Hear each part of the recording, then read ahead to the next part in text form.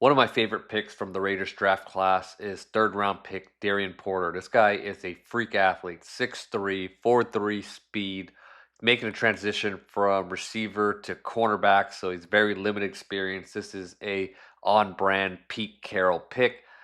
Very limited sample size, but you can see the ability is there for him to be a star. At Iowa State, he played a lot of off coverage, but in a limited sample size that he did play press, you can see the potential for him to be a great man corner. He has all the tools you need. He's long, he could jam you, disrupt you. He can mirror your hips, and he could easily run with you with that 4-3 speed. Here, he doesn't get a great press, but he's able to get his hands on the receiver just because he has long arms. You can see he's not worried that he's going to get burned at all. Easily runs and stays on the hip pocket. As soon as the receiver gets his head up, he gets his head up, and he makes a back shoulder catch, high points the ball, and intercepts it. Again, Porter's a former receiver, so you can see those ball skills translate to when he plays coverage. The reason why there aren't a lot of tall corners that are good is because taller players typically have a hard time opening up their hips, or they have tight hips. They're not as fluid. Porter has very fluid hips for a taller corner, which is one of the reasons why they drafted him based on traits. Here we have another rep and press. He's going to mirror the receiver's release. Receiver goes inside, jams the receiver with his inside hand, and forces him almost towards the hash, disrupts the route. The quarterbacks are already throwing the ball before the receiver even gets into his break. And then you can see how easily he's able to open his hips and stay in the receiver's hip pocket. Next, we have another rep in press coverage on the outside. Receiver goes inside. Again, you have a jam, forces him inside. Look at the footwork, step with that curl route. There's no separation there. Next, third and 10, off coverage this time. Receiver's going to run a comeback route on outside.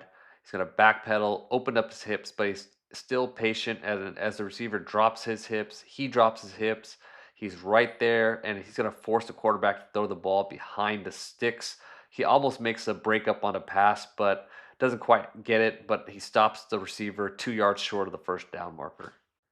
Here he's playing press, but he's not going to jam. Mirrors the receiver's hips, opens up as he runs to fade. As the receiver looks back, gets his eyes around, and just squeezes him to the sideline and makes that catch a highly difficult one. You can see how he just squeezes the receiver and gives him no room. Quarterback throws a decent ball, but it would have taken a Calvin Johnson, Odell Beckham type of catch to complete that. And he has pretty good zone instincts for a receiver that's pretty inexperienced. Here he's playing cover two. He gets sucked up by play action, but then he gets his eyes back around. He finds a tight end on a leak route, and he gets back and high points the ball for an interception.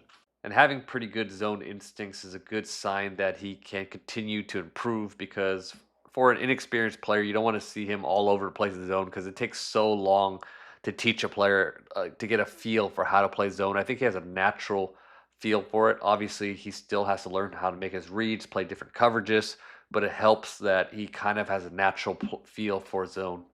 So he's a freak athlete. He has flashes on film. Why do you get picked in the third round?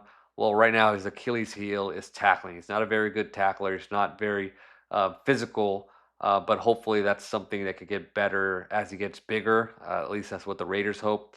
You can see here against Arizona, he goes too far inside. He has to keep the sideline protected, but he just jumps a little too far inside, and he gets flat backed and gives the running back the outside.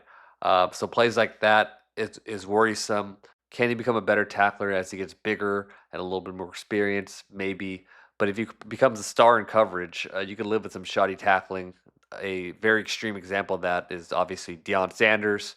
A more recent example, Marcus Peters, who was a terrible tackler but could get interceptions, so you could live with the bad plays until he got bad at coverage as well. But the tools are there for Porter to be a star corner. Pete Carroll has done it in the past with Richard Sherman, a more recent example, Tyreek Woolen. So we'll see if Porter can reach his potential.